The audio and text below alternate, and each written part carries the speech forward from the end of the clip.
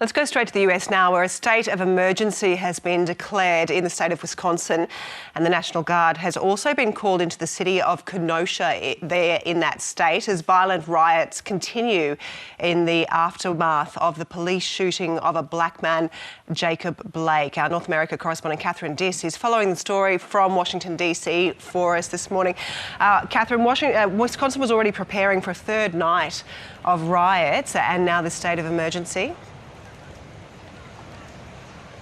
Yeah, that's right. Look, they're preparing for another night of violence after we saw the streets of Kenosha again descend into chaos last night. We saw multiple parts of the downtown district on fire. There was also looting and vandalising. Police responded to the protesters with tear gas, and there was a heavy presence of the National Guard on the streets.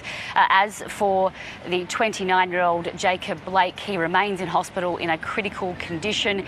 We have just learnt from his family today that he is now paralysed from the waist down, but doctors don't yet know if that will be permanent. But as you mentioned, yes, authorities on the ground there are preparing for more chaos tonight. At the moment, the protests have been largely contained to Wisconsin, but there are some smaller demonstrations sparking in other US cities. Here in the capital, DC, we are hearing that there will be some sort of protest action, and on Friday there was already a large planned civil rights march. So you can only imagine that this latest incident will bring more people to the streets and really renew those calls for change and justice. And this is all happening against the backdrop of the other big story out of the US at the moment, which is the Republican National Convention. It's the second night there today. What was the overall theme from last night, and what are we expecting today? Yeah, Madeline, look, this really was a Trump rebranding exercise. We heard from a procession of speakers who sought to try and change the narrative over how the president had handled the coronavirus pandemic. There was also a heavy focus on the economic recovery, despite there being tens of millions of Americans still without work. And there was also a fair amount of stoking of fears of lawless streets under a Joe Biden presidency. We heard this from a variety of different speakers from diverse backgrounds. But we also heard from Donald Trump Jr., the president's son, and his girlfriend, Kimberly Guilfoyle, who gave a fairly explosive speech last night where she described what it would be like under a Democrat government. Let's take a listen. In President Trump's America, we light things up. We don't dim them down.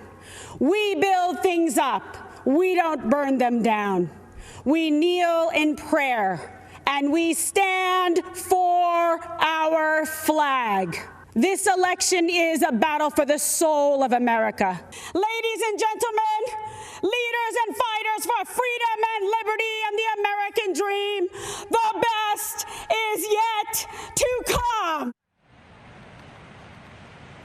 And tonight we'll hear from more of the Trump family members. Melania Trump, the First Lady, is the headline speaker tonight. She'll deliver her remarks from the Rose Garden. We're told it's meant to be uplifting and positive. She'll speak about how her husband and his administration has worked to empower women since they came to office. And really the point behind her speech will be trying to bring across suburban women, which is a bloc that's crucial to the president, but one that he is at risk of losing. We'll also hear from his other children, Eric and Tiffany Trump, and the Secretary of State, Mike Pompeo. Catherine, thank you very much for that.